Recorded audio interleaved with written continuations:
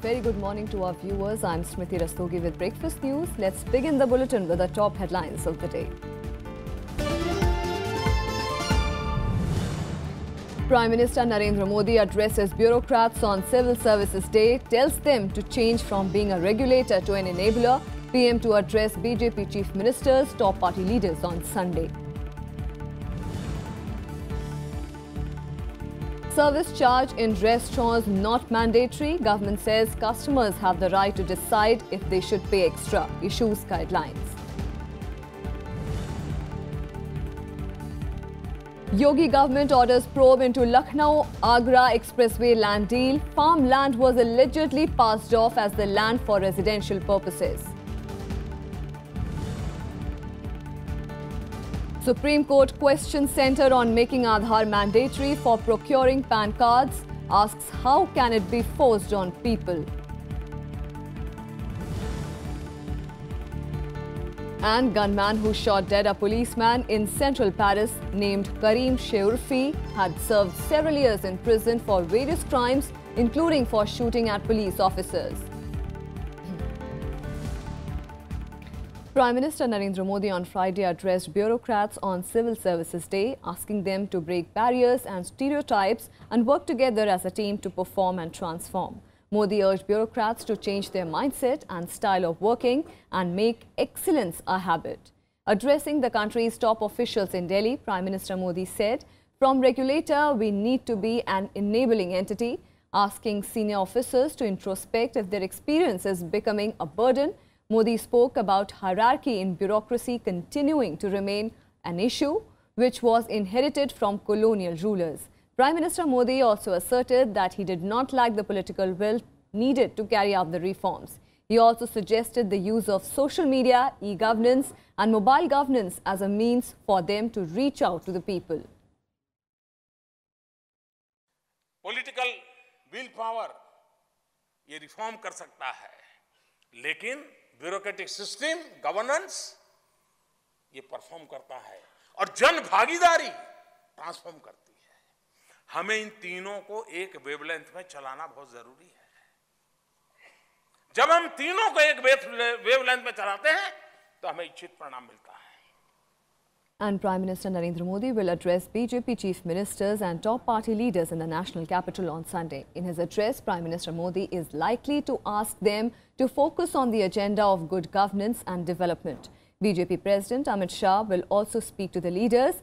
The attendees include 13 BJP chief ministers, 5 deputy chief ministers and union ministers Rajnath Singh, Nitin Gadkari, Sushma Swaraj and M. Venkaiah Naidu among others. Prime Minister Modi's speech will include the need for them to focus on his development agenda with an emphasis on the poor sections of the society. This would be the second meeting of the all-party chief ministers with Prime Minister Modi since he came to power in 2014. A similar exercise was held last August. The meeting comes with the next set of assembly elections due later this year, and Modi and Shah already toning up the organizational machinery for the 2019 Lok Sabha polls. Meanwhile, restaurants cannot force customers to pay a service charge. It is totally voluntary and not mandatory. Food and Consumer Affairs Minister Ram Vilas Paswan informed this on Friday. Paswan, in a series of tweets, said that hotels, restaurants should not decide how much service tax it is to be paid by the customer. Paswan added that government has approved guidelines on service charge and that guidelines are being sent to the states for necessary action at their ends. As per the guidelines, now the column of service charge in a bill will be left blank for the customers to fill up before making the final payment. In January, the Department of Consumer Affairs stated that service charge on food bills is not compulsory and a customer can choose to have it waived if not satisfied with the experience. जो service charges है वो mandatory नहीं है, service charges optional है। जिसको service charge देना होगा service charge देगा, जिसको सर्विस चार्ज नाम का कोई चीज़ नहीं है, टिप्स नाम का है, तो जिसको टिप्स देना होगा बैरा को क्या कहते हैं कि दे देगा, जिसको नहीं देना होगा नहीं देगा। Meanwhile, India has categorically said that any artificial check on visas in any country will be fought legally, both bilaterally and in the WTO as well. The statement comes in the wake of the H-1B visa curbs being mulled by the US and the similar restraints being announced by the UK, Australia and New Zealand. The government said that Indians have gone to Western nations not to immigrate with accumulated wealth, but to actively serve the countries in their development. The H-1B visa was the hot topic for Union Finance Minister Arun Jaitley when he met US Commerce Secretary Wilbur Ross in Washington, D.C. on Friday, pointing out that US Indians are contributing to America's development in a big way. Jaitley asked the US administration to review its visa policy in its own interest. Before Jaitley's meeting, the External Affairs Ministry also cautioned the US administration about its move. No, it is not an immigration issue, as we have said earlier. It's basically a trade and services issue. There is a mutuality of interest is involved over here. There are Indian companies, Indian workers in United States. There are also United States companies in India. As you know, very large United States companies, and I don't need to name them, in the IT sector, which dominate the world, the multilaterals. Jaitley is in Washington to attend the annual spring meeting of the International Monetary Fund and the World Bank. On his agenda are meetings with his counterparts from the US, Australia and the European countries. Commerce Minister Nirmala Sitharaman has already set the tone for his talks by saying that India could take up the visa issue with the WTO. United States, UK, Australia and very quickly New Zealand and so on. Countries now very clearly raising protectionist walls as regards service trade.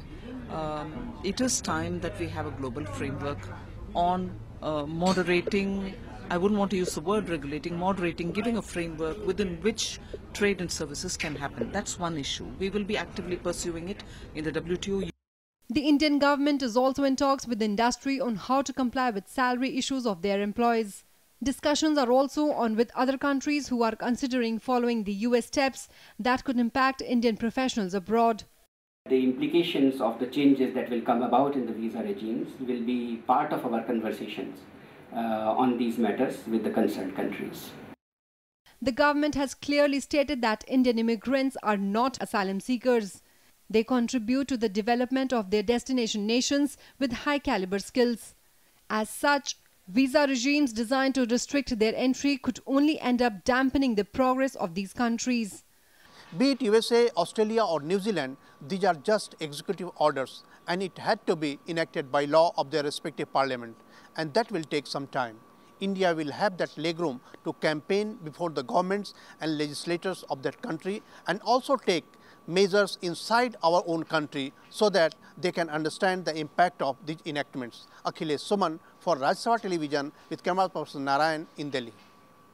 The Supreme Court on Friday said that it will decide on whether Aadhaar card can be made mandatory for filing of income tax returns next week. The Apex Court asked the government to justify the need for making Aadhaar card mandatory for filing IT returns. Attorney General Mukul Rohatgi, appearing for the centre, told a bench there were instances that one person was having a number of PAN cards and these fake cards were being misused. The bench, meanwhile, postponed the matter for April 25th. The union government last month made providing one's Aadhaar number a compulsory detail for filing IT returns and for obtaining and retaining the permanent account number. And UP's Yogi Adityanath government will probe into alleged irregularities in the high-profile Agra Expressway project. The project was initiated by the previous Akhilesh Yadav government. The probe will include irregularities into land acquisition, construction quality, tendering and payments of compensation and cost paid for land purchase. Probe will be conducted in all the 230 villages where land were purchased or acquired for the project. The newly appointed chairman of the UP Expressways Industrial Development Authority has written a letter to all the 10 district magistrates associated with the project to return the unused fund of the project to the government immediately. They have also been told to submit a detailed report about the land acquisition, payments of compensation and price paid to the farmers in purchasing the land for the project. The decision of the probe comes 4 days after an FIR was filed in Firozabad against 5 Chakbandi officers and 22 landowners for showing agricultural land in the village Bachela Bacheli as residential land. It is noteworthy that residential plots are eligible for greater compensation. In its first major bureaucratic reshuffle after coming into power in Uttar Pradesh, the Yogi Adityanath government on Friday transferred 12 IPS and 7 IAS officers. UP's DGP Javed Ahmed has also been shunted out.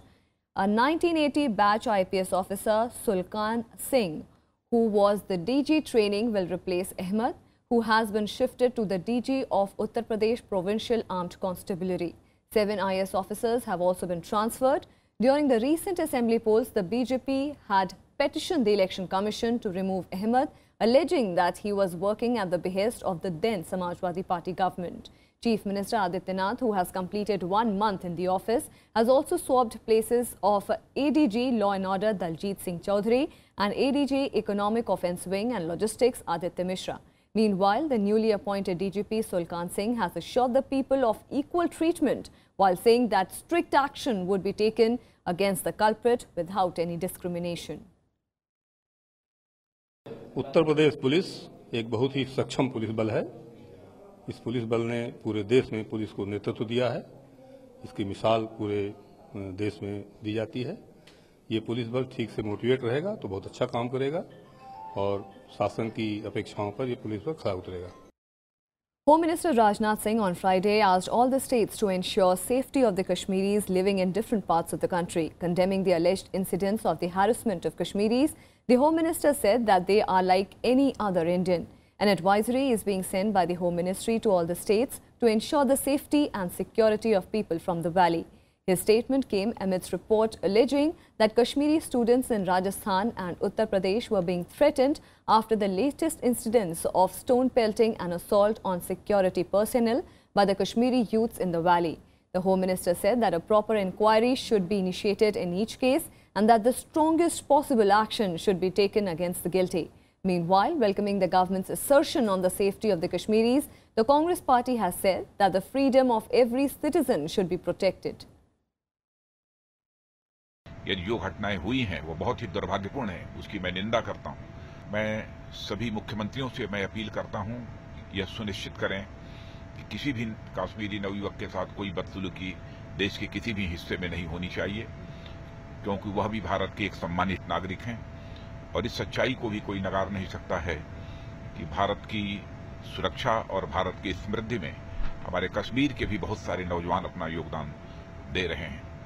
मैंने आज गृह सचिव को भी कहा है कि इस संबंध में सभी राज्यों को तुरंत एडवाइजरी जारी कर दी जाए।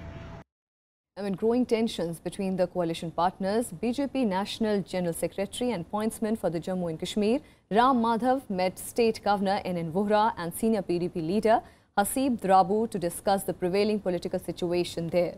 The meeting was also attended by Jammu and Kashmir Deputy Chief Minister Dr. Nirmal Singh and State President. The meeting assumes significance in view of the growing tension between the coalition partners over the several issues, particularly the remarks made by some BJP leaders against stone pelters of the valley. In his meeting with the governor, Madhav discussed the initiatives for bringing peace and normalcy in Kashmir. Ram Madhav also reviewed preparations for the forthcoming 2-day visit of party chief Amit Shah in Jammu. On to some more developments. Over 56,000 police and paramilitary personnel will be deployed to ensure that the upcoming Delhi civic polls are conducted without any glitches. A total of 774 premises and 4,748 booths in the city are sensitive and hypersensitive, according to the Delhi police.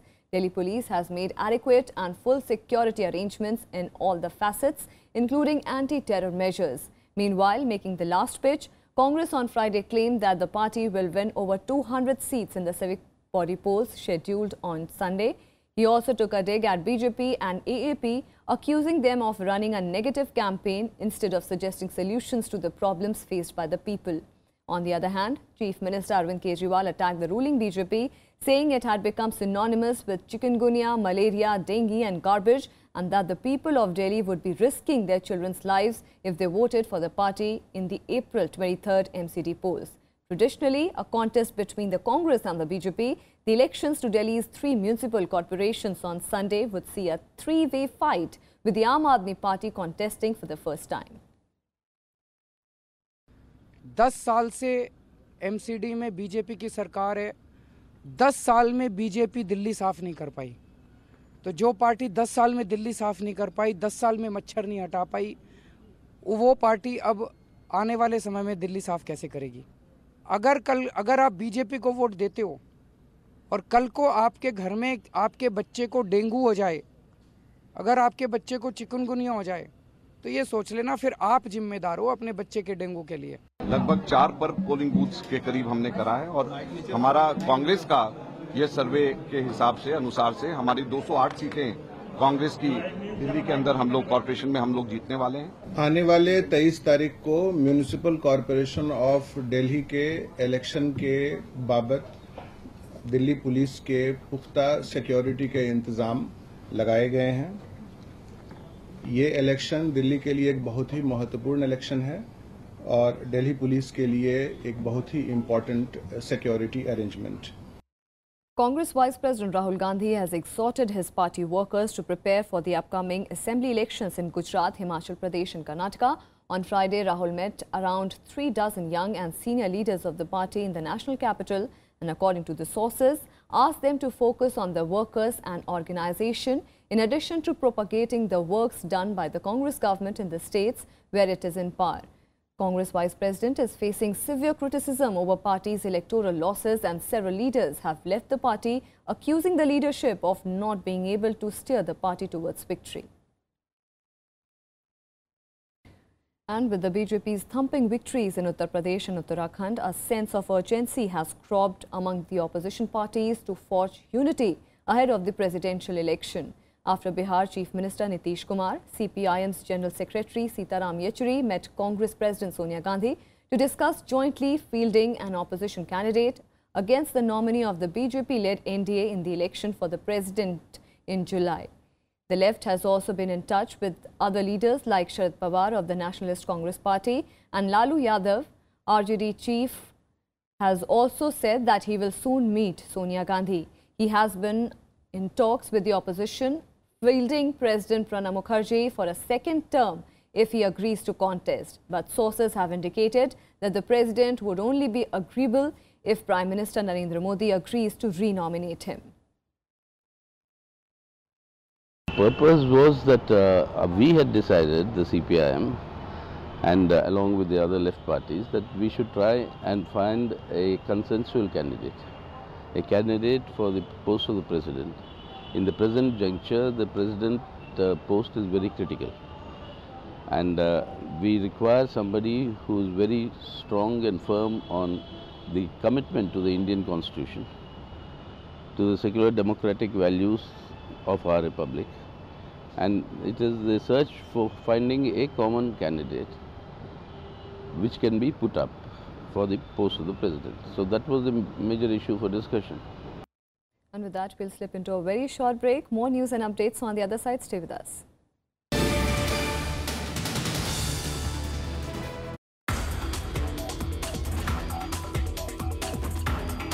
In 1981, when I joined Archaeological Survey of India, I was given to explore the district Rewa, extreme north of Madhya Pradesh. Aryan Stupa. That was a very exciting discovery by me. That site is a very important site. Today it is a nationally protected monument. Watch Eureka with Dr. Fanikant Mishra, retired regional director at ASI Kolkata, only on Rajya Sabha television.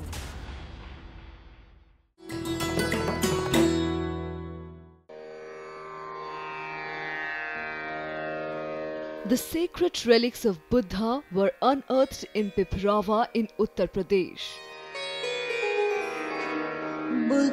Buddhist monks from all over the world visit the National Museum to pay their respects.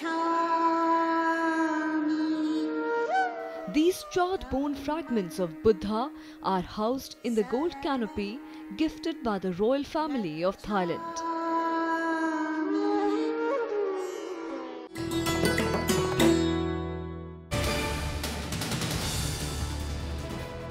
Welcome back. On Friday, the European Union and India joined hands to step up its effort to counter terrorism, besides agreeing to expand engagement in a broad range of areas, including maritime security, trade, energy and environment. EU Foreign Policy Chief Federica Mogherini met Prime Minister Narendra Modi, and in a separate meeting with the External Affairs Minister Sushma Swaraj, the EU said that the two sides resolved to enhance cooperation both at bilateral and multilateral level in combating terrorism, apart from agreeing to work closely in dealing with climate change, sustainable development and ensuring free and fair trade. Mogherini, who arrived in Delhi on a two-day visit, also held delegation-level talks with Minister of State for External Affairs MJ Akbar, during which the EU side is understood to have pushed for early resumption of the talks for the long-pending India-EU board-based trade and investment agreement.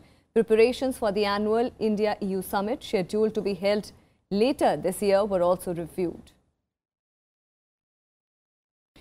And in the latest spate of developments in Tamil Nadu, signs of thaw on the merger of the two factions of AIADMK came to the forefront as the EPS and OPS camps announced the formation of their respective committees to hold discussions. Rajya Sabha MP R. Vaithilingam will head the panel set up by the Palaniswamy group, while the Paneerselvam camp has named senior leader and former minister K.P. Munuswamy as the head of the 7-member committee. Both the camps are unitedly seeking to redeem the two-leaf symbol of the party. The developments came a day after the talks appear to have hit a roadblock, with the Paneerselvam camp seeking formal expulsion of the V.K. Sasikala and TTV Dinakaran from the party. It had also sought a CBI probe into the circumstances leading to the death of former Chief Minister Jayalalitha. Meanwhile, the party's Deputy General Secretary Dinakaran will today appear before the crime branch of Delhi Police in a case of alleged bribery of Election Commission officials for retrieving the party's symbol. And West Bengal Chief Minister Mamata Banerjee on Friday was re-elected as the chairperson of the All India Trinamool Congress for 6 years. Addressing her party workers in Kolkata, Mamata Banerjee called upon the regional parties to unite and take on the BJP, which she alleged has unleashed vendetta politics. Eyeing the 2019 Lok Sabha elections, she emphasized on the party workers to go to the grassroots level and take the challenge for 2 years. Meanwhile, Banerjee also dismissed the allegations against the 12 TMC leaders and ministers in the Narada sting operation. And here are some more updates across the country and nationwide. At least 14 people were charged to death in Madhya Pradesh's Chindwara district after a major fire broke out during the sale of kerosene oil and various food grains at a fair price shop. Police said that the cause of the fire is still not known. Madhya Pradesh Chief Minister Shivraj Singh Chauhan has announced an ex gratia of 4 lakh rupees for the next of the kin of those killed and 5,000 rupees each to the injured. Prime Minister Narendra Modi tweeted his shock over the incident. At least 14 people were killed and 15 others injured when a heavily laden truck rammed into the roadside shops near Yerpedu police station in Chittoor district. The incident occurred as the driver lost control over the truck after hitting an electric pole. Andhra Pradesh government has expressed grief over the incident and has announced 5 lakh rupees as ex gratia to the kin of the deceased. Prime Minister Narendra Modi has also expressed grief over the incident. Delhi court will today hear the National Herald matter. Earlier, Subramanian Swamy's counsel had submitted a list of witnesses and other evidences against the accused. The court had previously dismissed Swamy's plea, seeking documents related to the case against Congress President Sonia Gandhi and Vice President Rahul Gandhi, along with the other accused. Shifting our focus on the international front, the gunman killed after shooting dead a policeman on the Champs-Élysées in France has been named. Karim Sheroufi, a convicted criminal, killed a police officer and injured 2 other policemen in Champs-Élysées area on Thursday. He had 4 criminal convictions for attempted murder, violence and theft. He was detained in February this year for threatening to kill a policeman. Sheroufi used an assault rifle to kill the police officer with 2 bullets to the head. A note defending so-called Islamic State was found near his body. Security forces later shot Sheroufi dead. French investigators are trying to find out whether he had accomplices. The attack came just ahead of the Sunday's presidential polls in France. L'auteur a alors mis pied à terre, a contourné son véhicule par l'avant et a fait feu avec un fusil d'assaut Kalachnikov en direction de la vitre conducteur du car de police, atteignant mortellement de 2 balles à la tête. At least 50 Afghan soldiers have been killed in an attack by the Taliban insurgents on the military base in the northern Balkh province. The Taliban fighters wore army uniforms and drove through military checkpoints before launching the raid. The army says that Friday's attack took place near a mosque at the base located in the city of Mazar-e-Sharif. The Taliban said in a statement that they launched the attack. The base at Mazar-e-Sharif is home to the Afghan National Army's 209th Corps, responsible for providing security to most of the northern Afghanistan, including Kunduz province, which has seen heavy recent fighting. And people across the world are celebrating Earth Day today. Celebrated since 1970, April 22nd is every year observed to raise awareness on global environmental issues and activism. Events coordinated by the Earth Day Network are being held globally. The scientific community world over is all geared up for the March for Science today. This occasion is now recognized in more than 193 countries, and programs are being held to demonstrate support for the environmental protection. On Earth Day 2016, the landmark Paris Agreement was signed by the United States, China, and around 120 other countries. Meanwhile, Google has changed its doodle for the day, supporting and promoting the environment protection.